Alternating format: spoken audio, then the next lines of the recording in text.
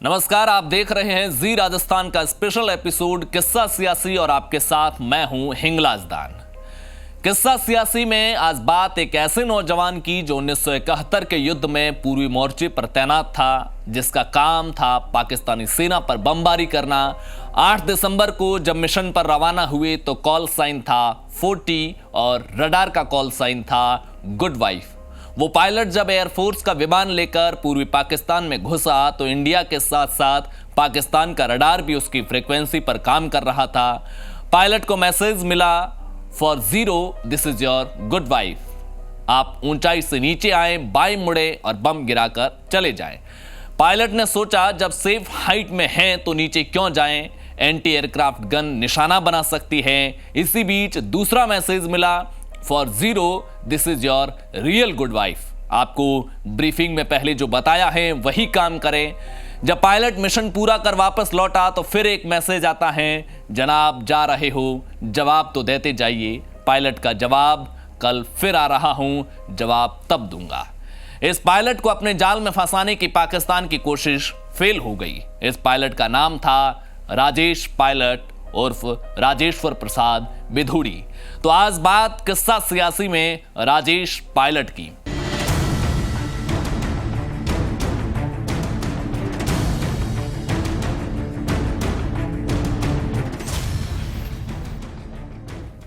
राजेश पायलट का जन्म यूपी में नोएडा के गांव वैदपुरा में हुआ। आज का नोएडा आपको चमचमाता हुआ नजर आता होगा, लेकिन राजेश पायलट के जन्म के समय वैदपुरा उन गांवों में आता था जहां सूर्यास्त के बाद अगर खुले आसमान के नीचे सोएं तो तारे ऐसे नजर आते थे मानो आसमान में हीरे जड़े हो। राजेश पायलट का जन्म दिवाली के दिन हुआ। जयदयाल और बलदेई के पहले 2 बेटियां थी और फिर राजेश पायलट के रूप में बेटे का जन्म हुआ। दिवाली के दूसरे दिन गोवर्धन पूजा के दिन जन्म हुआ था, इसलिए घरेलू नाम गोदू भी था। पिता जयदयाल जो फौज में थे उनको भी एक चिट्ठी भेजी गई। जाहिर सी बात है उस वक्त बेटों के जन्म का जश्न कुछ ज्यादा ही होता था। खैर, खुशियों में वक्त कितना तेजी से गुजर जाता है किसी को पता भी नहीं चलता है।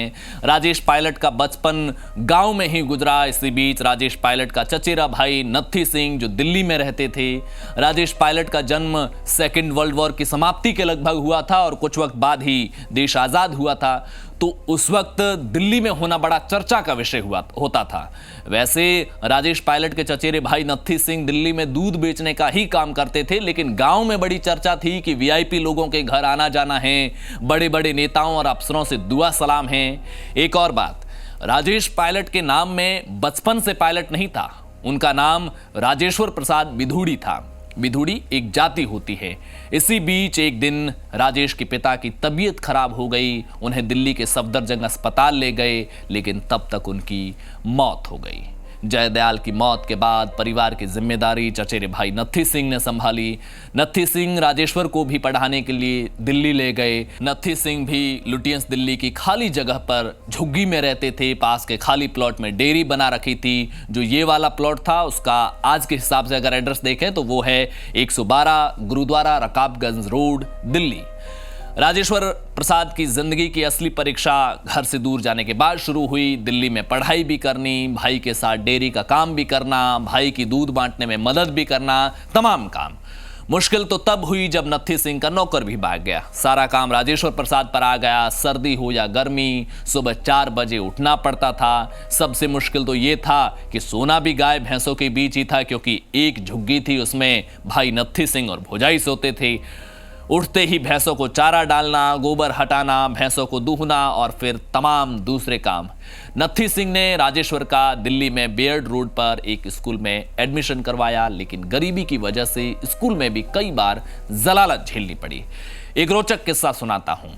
एक दिन राजेश्वर स्कूल पहुंचे तो पता चला कि स्कूल में दौड़ होने वाली है और दौड़ जीतने वाले को गणतंत्र दिवस की परेड में सिलेक्शन होना था। लेकिन दौड़ शुरू होने से पहले राजेश्वर जैसे कुछ छात्रों को बाहर कर दिया, क्योंकि उनके पास स्कूल की ड्रेस नहीं थी। लेकिन राजेश्वर दौड़ना चाहता था। गरीबी झेल रहे बच्चे में इस बात का जुनून था कि शायद परेड में सिलेक्शन हो जाए तो कुछ इनाम भी मिल सकता है, कुछ फायदा हो जाएगा। राजेश्वर जब टीचर से ये रिक्वेस्ट कर रहा था तो वहां खड़े प्रिंसिपल ने भी सुन लिया। राजेश्वर को दौड़ने का मौका मिला, क्लियर भी की और परेड में सिलेक्शन भी हुआ। दूसरे दिन सुबह जब वो घर से दूध देने निकल रहा था तभी वो स्कूल वाले प्रिंसिपल उसके घर आए। वो राजेश्वर के लिए एनसीसी की ड्रेस लेकर आए थे ताकि वो परेड में भी भाग ले सके और एनसीसी में आगे भी बढ़ सके। 8वीं पास करने के बाद उसका स्कूल बदल गया। अब वो बिड़ला रोड वाले municipal boys senior secondary school में चले गए। राजेश्वर ने इंग्लिश में साइंस की स्टडी शुरू की। जाहिर सी बात है उस दौर में अंग्रेजी और साइंस ये अमीर घरों के बच्चों का सब्जेक्ट हुआ करता था। जब उनको पता चला कि राजेश्वर झुग्गी में रहता है और दूध बेचता है तो मजाक भी उड़ा। हालात ये थे कि राजेश्वर एक ऑमलेट के लिए अमीर बच्चों का होमवर्क किया करते थे। जाहिर सी बात है परिवार में गरीबी थी तो 10वीं पास करने के बाद नौकरी का दबाव भी बढ़ने लगा। राजेश्वर बड़ा अफसर बनना चाहते थे लेकिन बड़े भाई नत्थी सिंह का दबाव था कि परिवार के हालात ठीक नहीं हैं, जितना जल्दी हो सके एक बार कोई तो नौकरी हाथ में ले लो। इसी बीच एयरमैन की भर्ती आई, फॉर्म भरा, सिलेक्शन भी हुआ, ज्वाइनिंग का लेटर भी आया। राजेश्वर इस नौकरी में जाना नहीं चाहते थे लेकिन परिवार के दबाव में जाना पड़ा। लेकिन वो बीच रास्ते में ही उन्होंने ये तय किया कि नहीं, मुझे ये छोटी नौकरी नहीं करनी है, मुझे कुछ बड़ा करना है। वो अपने रिश्तेदार के घर चला गया, वहाँ हफ्ता भर रुका और वापस लौट आया। भाई नत्थी सिंह को कहा कि अफसरों ने मुझे नौकरी से निकाल दिया है क्योंकि मैं मेडिकल में फिट नहीं था। अब एक और रोचक किस्सा। कुछ दिन बाद अखबार में आर्मी अफसर के लिए विज्ञापन देखा तो उसका फॉर्म भर दिया, लेकिन फॉर्म जमा करने से पहले गजेटेड अफसर से उसे अटेस्ट कराना था। यह सबसे मुश्किल काम था। परिवार में कोई दूर दूर तक अफसर है ही नहीं। फिर जहां कोठियों में दूध पहुंचाने जाता था वहां भी पता किया लेकिन रास्ता नहीं निकला। आखिर एक आइडिया आया कि क्यों न मैं राष्ट्रपति भवन के बाहर खड़ा हो जाऊं, कोई तो अफसर मिल ही जाएगा। काफी देर में किसी ने गाड़ी नहीं रोकी लेकिन एक आर्मी अफसर ने गाड़ी रोकी। फौजी अफसर lieutenant colonel PL Negi. PL Negi Rajeshwar को अपने घर ले गए, फॉर्म भी अटेस्टेड किया और चाय नाश्ता भी करवाया। साथ में ये विश्वास दिलाया कि जब कभी भी कोई काम हो बेझिझक घर आना। खैर, गरीबी के रूप में किसी की जिंदगी में जो मुश्किलें आती हैं उसे शायद वो लोग नहीं समझ पाएंगे बचपन में जिनके आंसुओं को भी पैसों से पहुंचा गया हो। राजेश्वर को ये मुश्किलें आगे भी फेस करनी पड़ी। एसएसबी का इलाहाबाद के लिए बुलावा आया तो हर कैंडिडेट को मच्छरदानी, पीटी के जूते और कुछ जरूरी सामान के साथ जाना जरूरी था। लेकिन जिसे किराए के लाले पड़ रहे हो, भला वो ये सब जरूरतें कैसे पूरी करता। जिंदगी में जब पैसों की जेब खाली हो, रिश्तेदार भी जब आपकी कद्र, आपकी पूंजी और पावर देखकर करे, तो टटोलना जिंदगी की फटी जेब में किसी कोने में किसी दोस्त को खाली डिब्बे में छिल्लर के पैसों की तरह खिनखिनाता वो दोस्त मुश्किल में जरूर काम आएगा। दोस्त आपको कभी हारने नहीं देंगे। ऐसी मुश्किल में राजेश्वर के भी दोस्त काम आए। सबने मिलकर पैसे इकट्ठे किए और दोस्तों के सहारे मुश्किलों को पार कर गया।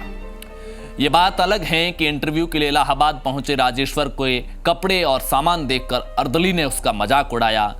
रात को अपने बैग का ही तकिया बनाकर सोना पड़ा। सुबह जब इंटरव्यू देने वाले सारे कैंडिडेट के जूते पॉलिश किए गए तो राजेश्वर के जूते भी पॉलिश नहीं किए गए, क्योंकि गरीबी उन अमीरों के साथ मिसमैच कर रही थी और मुश्किलों की भट्टी में तप कर निकले गरीबी की आंच में पले बढ़े लोगों को जिंदगी में कई बार ऐसे हालात फेस करने पड़ते हैं जब अमीरी उनके साथ अनकंफर्टेबल फील करती हैं, मिसमैच महसूस करती हैं।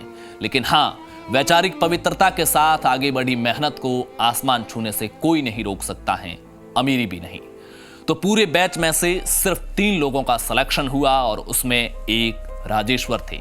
जब एसएसबी की ओर से सिलेक्शन के बाद यात्रा और भत्ते के रूप में पैसे मिले तो राजेश्वर ने वो भी वहां गरीबों में बांट दिए, क्योंकि पिता जयदयाल ने कहा था कि खुशियां मिले तो सब में बांटो। अब राजेश्वर जिंदगी के अगले पड़ाव में थे। अभी अमीरी को महसूस करना बाकी था, कामयाबी के साथ जीना बाकी था, अभी रमा का जिंदगी का हिस्सा बनना बाकी था, अभी दुश्मन देश पाकिस्तान का चक्रव्यूह भेदना बाकी था, अभी तो सिटिंग प्राइम मिनिस्टर को चुनौती देना बाकी था, अभी राजेश्वर का राजेश पायलट बनना बाकी था। लेकिन जो कहानी बाकी है वो किस्सा सियासी के अगले एपिसोड में। तब तक के लिए नमस्कार।